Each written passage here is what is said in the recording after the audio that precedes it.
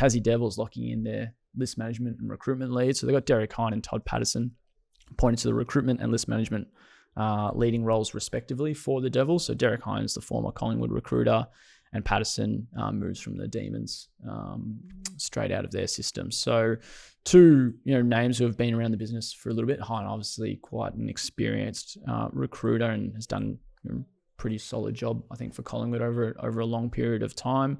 And then Patterson, a lesser known name, but kind of that second in command a little bit with Melbourne. So another couple big names ticked off for the Devils as they plan for 27-28. Yeah, well, they definitely needed some experienced heads. They've been putting Brendan Gale as a CEO from the Tigers, so they needed people who've been there before, done it before.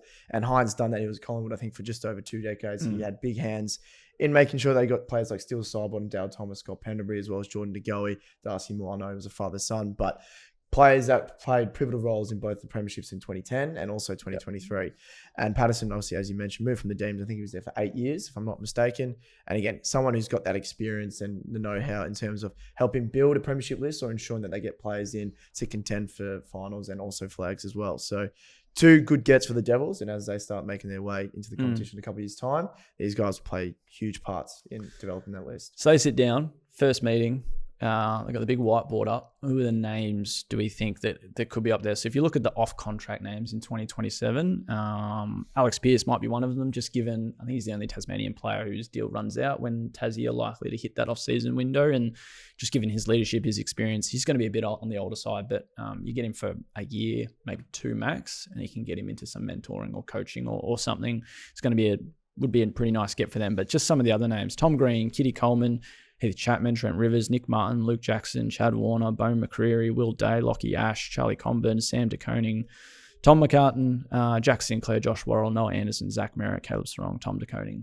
I think there's a few other pretty big names that aren't on that list that you probably just think, I don't think they're going to be going anywhere, or they're probably going to be retired or what have you, come that point of their career. And then the other part is probably the Tassie targets. So these aren't necessarily going to be off contract in that time, but they're going to have some concessions that will certainly help them in trying to lure contracted players just as well as off-contracted players. You look at Colby McKercher, Riley Sanders, Ari Schoenmaker, James Leake, Lockie Cowan, Chase Jones, Geordie Payne, Sam Banks, Ryan Mansell, Seth Campbell could be a pretty fascinating one given the trajectory his career's on, and then Jake Kolodjasny, more of an older option as well. So looking at kind of those 2 lists, who kind of stands out to you, and who would be at the top of their whiteboard, do you think? Yeah, well, definitely. I like the local talent, the Tassie targets, as you did mention, like McKercher and Sanders. They look like they're going to be 2 superstars of the competition. I really like what Sanders is doing as well for the Bulldogs. They kind of, was born a bull in a china shop last year. He played a lot of VFL football, a lot as a sub. Now he's been given, many permanent minutes in the senior side as well. So he's obviously, as you mentioned, that trajectory, he's going to be a superstar. So I think that the local talent is probably where they need to start focusing first, but they're going to have the cash to splash. And they're going to be able to target those off-contract players like a Tom Green, like a Bo McCreary, like a Chad Warner. But it'll just be interesting to see how they present that's coming down to Tasmania. It's obviously a very unique area. It's not necessarily in the hustle bustle of Melbourne and Sydney like most players sometimes enjoy, but obviously you might need to appeal to the fact that it is quieter in comparison to the footy dominated town of Melbourne. So players like Tom Green, Chad Warner, that you can build around and say, hey, we've got these 2 players, marquee players, you can come down and you get to play with these guys, get to learn off these guys. I think will be huge for building that list. It's going to be hard to get a Gary Ablett like the Suns did, and where they go down the GWS route and get kind of these senior players who, maybe outside Callum Ward and Ryan Griffin, probably weren't those close to that echelon that Ablett was. But can you try and tempt a Chad Warner to potentially look away from WA and look at Tassie? I look at players who probably are playing out of their home state already and might be a little bit comfortable already playing away from home, and then might look to Tassie. So Lockie Ash is one, is a regional Vic kid and playing up in GWS and has been potentially an All-Australian form this year.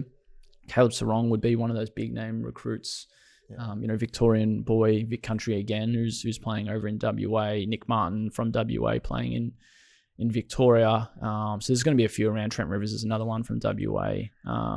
And Bo McCreary from SA, Will Days from SA. So can they, it might be hard to pull a player out from his own home state if he's already you're already there, but can you get a guy to move states and be away from home again if they're already comfortable doing so at AFL level? So they're probably some of the names that Tassie might look at. But it's going to be quite fascinating to see what Hine and Patterson get to over the next 2 to 3 years. And then you mentioned Riley Sanders before, and this is kind of a nice little segue into our next talking point.